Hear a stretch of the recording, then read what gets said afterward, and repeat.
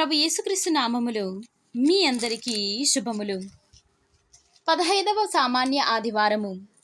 మొదటి పఠనము ద్వితీయోపదేశ కాండము 30వ అధ్యాయము 10వ వచనము నుండి 14వ వచనం వరకు.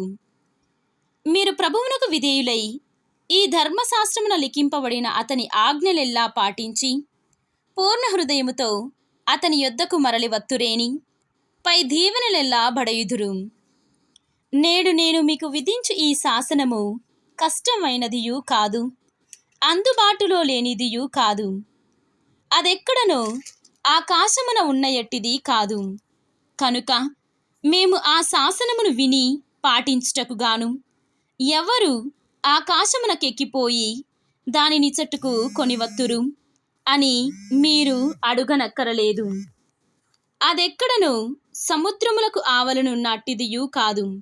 కనుక మేము ఆ శాసనమును విని పాటించుటకు గాను ఎవరు సముద్రములు దాటిపోయి దాని నచ్చటకు కొనివత్తురు అని మీరు అడుగనక్కరలేదు. అది మీ చెంతనే ఉన్నది, మీ నోటనే, మీ హృదయములోనే ఉన్నది. కనుక మీరు ఈ శాసనమును పాటింపుడు. ఇది ప్రభువు వాక్కు. సర్వేశ్వరునికి వందనములు. రెండవ పఠనము పునీత చిన్నప్ప గారు కొలెస్సీలకు రాసిన లేఖ 1వ అధ్యాయము 15వ వచనము నుండి 20వ వచనం వరకు. క్రీస్తు అదృష్టుడైన దేవుని యొక్క ప్రత్యక్ష రూపము. ఆయన సమస్త సృష్టిలో తొలుత జన్మించిన పుత్రుడు.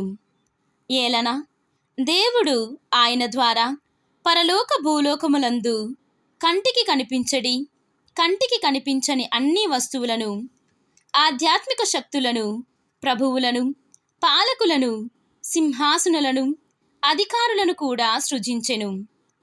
దేవుడు సమస్త విశ్వమును ఆయన ద్వారా ఆయన కొరకు సృష్టించెను. ఆయన అన్నిటికంటే ముందుగా ఉన్నవాడు. ఆయనయే సమస్తమునకు ఆధారభూతుడు.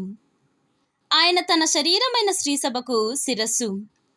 సమస్తమునను ఆయనే ప్రథముడగుటకు ఆయన ఆది అయి ఉండి మృతుల నుండి లేచుటలో ప్రథమపుత్రుడు. దేవుని సొంత నిర్ణయమును అనుసరించియే ఈ కుమారునిలో దేవుని సంపూర్ణ స్వభావము మూర్తీభవించినది. ఈ కుమారుని ద్వారా సమస్త ప్రపంచమును తిరిగి తనతో సమాధానపరుచుకొనుటకు దేవుడు నిశ్చయించెను.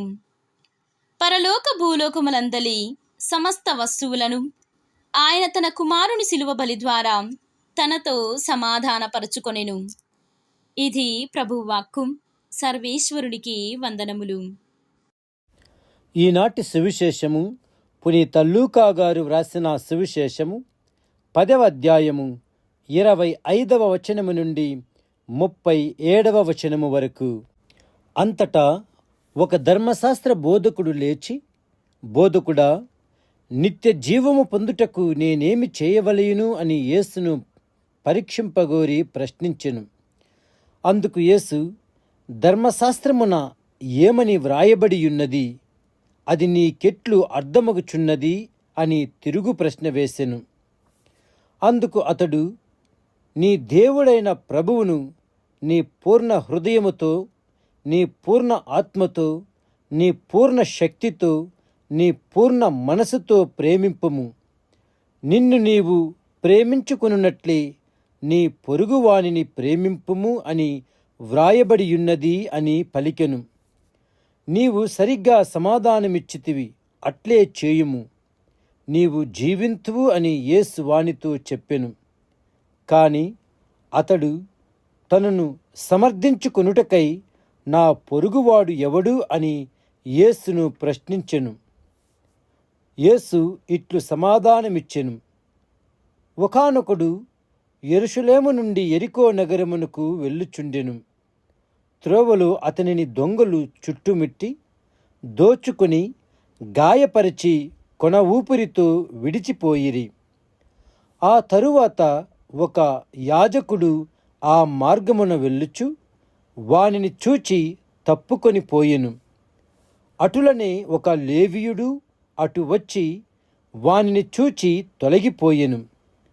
పిదప ఒక సమరయుడు అటు ప్రయాణమై పోవచ్చు అతనిని చూచెను. వానిని చూడగనే అతడు జాలిపడి వాని దగ్గరకు వెళ్ళి గాయములకు తైలము ద్రాక్షారసము పోసి కట్టుకట్టెను.